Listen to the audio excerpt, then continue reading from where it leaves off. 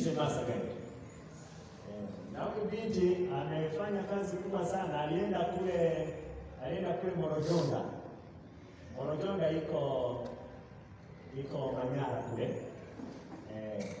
Alifanya kazi kubwa sana. Tengeneza wale watoto, tengeneza idara ya watoto, tengeneza Pathfinder.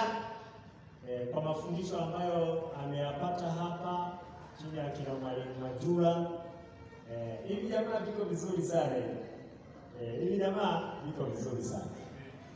Hata vilivyokuwa vina present mambo yao pale, naona maneno anatikisa kichwa tu. Kwa hiyo hawa ni young Master Guides, na hapa tuna Master Guide mwingine. Basi atupitishe haraka maana wengine tumesahau. Master Guide, mmesahau mlisoma nini? Kwa hiyo binti huyu Master Guide huyu anatukumbusha kwa dakika kama 15 hivi, anatukumbusha yale tuliyosoma na tuendelee kuyaishi. Ndicho anachotaka kufanya tu. Kwa hiyo tutege sikio, tumsikilize ya Master Guide ili atupitishe kwa kile ambacho tulijifunza. Wengine tumemaliza siku nyingi sana. Mimi nilisoma mwaka 91 ndio nikapata Master Guide yangu. Na mimi mkongwe. Sinaone Master Guide 91. Nani amenizidi hapo? Master Guide mwaka gani? What? Mwaka 96. 2006. 2006 watu tulishapewa vitu hapa.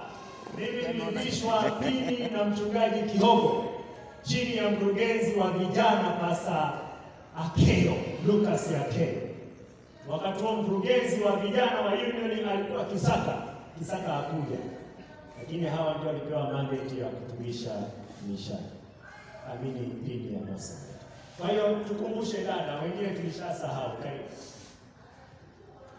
Bwana ni mwema. Wakati wote. Bwana ni mwema. Hapa nitaenda kuelezea kwa uchache kile ambacho tulijifunza kabla ya kuwa Master Guide hapo mwanzoni. Kitu cha kwanza ambacho tunaweza kujifunza, tulijifunza juu ya uongozi. Kama Master Guide anapaswa kuwa kiongozi bora na kiongozi mchapakazi. Tulijifunza zaidi juu ya kuwafundisha watoto wadogo ambao ni Pathfinder pamoja na Adventures. So tulijifunza kiundani tabia zao, namna gani ya kuwafundisha kutokana na umri wao, na tulijifunza pia kupitia tabia zile ambazo wanakuwa nazo watoto, ni namna gani tuishi nao sisi kama viongozi. Na kitu kingine ambacho tuliweza kujifunza ni maendeleo ya jamii, spiritual development, ambapo tulijifunza sisi kama viongozi inabidi tuwe ni mfano bora katika jamii, tuendeleze, let's say kuwasaidia wahitaji. Na maana kiongozi bora anatakiwa ni yule kiongozi ambaye ana uwezo wa kutambua watu wake anaoongoza wana shida gani. Na sisi hatusoma kwamba tunakomea kuongoza watoto tu, lakini hata watu wazima tuna uwezo wa kuongoza, lakini tunaongoza kupitia miongozo na maandiko matakatifu ambayo ni neno la Mwenyezi Mungu. Kwa hiyo sisi kama viongozi tunaweza kujifunza hicho kabla tujahitimishwa. Tulijifunza pia juu ya kitu kingine hapa ni naweza kusema ni ujuzi wa zile guidance ambao tulijifunza namna gani ya kuwa shupavu kama kiongozi. Na kiongozi bora anatakiwa kuwa shupavu kupitia zile guidance, lakini hizo zinaweza kuwasaidia wale watoto wadogo kama Pathfinders. Maana guidance haipatikani kwa wale watoto wadogo, lakini kwa Pathfinders ndio inapatikana zaidi. Tulijifunza kama kiongozi ili kuweza kuwavutia wale watoto wadogo ambao ni Pathfinders, lazima tuweze kuwafundisha walidi ambao ni moja ya kitu cha msingi kwa wale watoto ambao ndio hupenda sana. Kwa kama kiongozi unapokuwa kanisani, ili kuwavutia wale watoto na kuwaleta kwa Yesu, lazima uwafundishe values na kuwafanya wawe ni imara na shupavu katika kumtumikia Mwenyezi Mungu. Lakini pia tulijifunza juu ya misingi ya imani.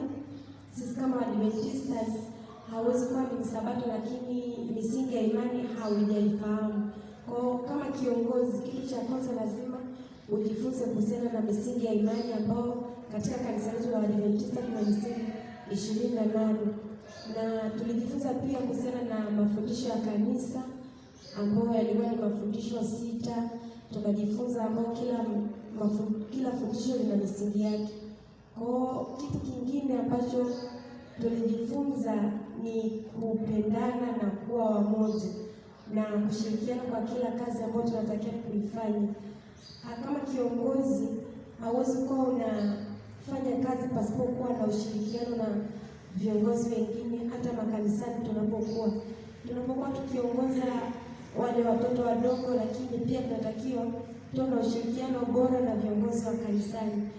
Mastagaidi wengi wamekuwa wakifika makanisani, wanakuwa wako busy, wanaamini kwamba wao ndio kila kitu. Na maana ni hawahitaji hata kushirikiana na viongozi wengine makanisani, wanaamini kwamba wao ndio juu zaidi. Lakini sisi kabla ya kuhitimisha tulijifunza tuwe na ushirikiano bora na upendo kwa viongozi, na tulijifunza kiongozi bora ni yule ambaye anakuwa na uvumilivu. Katika uongozi unapitia changamoto nyingi na mambo mengi, lakini pale ambapo utakapokuwa mvumilivu na mtii katika kazi ya Mungu na watu wanaokuzunguka, itakufanya kuwa kiongozi bora na imara ambaye hata Mwenyezi Mungu atajivunia kwa kile ambacho umekuacho. Na kitu kingine ambacho tulijifunza ni kujitolea pale ambapo unahitajika. Kwa mfano hata siku ya leo ambapo tumehitajika mastagaidi tufike katika hii sehemu, ni mastagaidi wengi ambao tulihitimu, lakini kama mastagaidi na kiongozi moyo wako ulikutuma na ulitamani kuwa kiongozi, ilibidi utii na uweze kufika katika siku ya leo.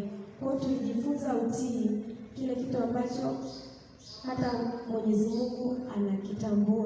Hata aliweza kutuagiza sisi kama mwanadamu, kitu cha kwanza, hata katika wazazi wetu wale wa kwanza Adamu na Eva walifundishwa utii, lakini wao hawakuweza kutii kile kitu ambacho Mwenyezi Mungu aliwafundisha pale bustanini. Lakini sisi kama Waadventista na viongozi katika ulimwengu wa sasa ambao tumependa kumtumikia Mwenyezi Mungu na kuongoza katika kiroho kupitia neno takatifu, inabidi tuwe watii katika kile kitu ambacho tunapaswa kukitii. Pale mahali popote tunapohitajika, inabidi tujitolee, hata kama ni umbali kiasi gani na hata kama haupendi, lakini inabidi utii kama kiongozi. Na nikijaribu kufikiria kwa mfano katika ile nadhani mkutano tumeenda wanatukaza pale summit, ni kitu ambacho utii ndio ulifanya mpaka sisi tukaweza kuhitimishwa mpaka sasa tuko hapa, kwa sababu ni mambo mengi. Kwa mfano kama tusingekuwa na moyo wa utii na ule wa kujitolea, tusingeweza kuvumilia kwa kile kipindi kizima tulichokuwa kule. Tuliweza kukutana na mambo mengi, kulala nje, kunyeshewa mvua, lakini tuliweza kuvumilia kwa sababu ni kitu ambacho tulipenda kumtumikia Mwenyezi Mungu. So sisi kama viongozi ambao tumekuja hapa, kitu ambacho tunabidi kukifanya ni kurejea yale ambayo ni Mwenyezi Mungu ametuagiza. Kiongozi bora ni yule ambaye anatii, anafanya kile ambacho anapaswa kukifanya. Tukawafundisha watoto tujitolee na kuwahitimisha. So tuishie sisi tu kuvaa pini na kumaliza vyote, tukawaacha watoto tu na kuwafundisha, hatui msaada kwao. Kuna wengine wanakuwa wana shida, lakini kama kiongozi lazima ujitolee kwa hali yoyote, kwa ushauri, hata kwa kifedha. Sisi kama viongozi tukafanye mambo mema na ulimwengu uweze kuvutiwa kupitia sisi katika uongozi wetu. Kama tulivyopenda kuwa kiongozi, inabidi hivyo hivyo tutii kwa kila jambo na tuweze kuwafundisha watoto njia impasayo Mwenyezi Mungu, na Mwenyezi Mungu atatubariki sana. Asanteni. hicho tu nilihitaji kuwajulisheni na kuwakumbusha. Asante. Na wale hawa excellent wametimisha master guide takriban karibu 20 na ngapi? 23? Ya 27. Sosita, mnaweza kuwatumia hawa vijana wako vizuri, they are bright, once in a while watumieni. Kanisa la Mabati nafikiri wanawafaidi sana. Haya makanisa mengine hapa karibu watumieni, wafundishe watoto. Kama kuna master guide analeta nyodo na vijana wako tayari kutumika. Sawa. Yeah. Sasa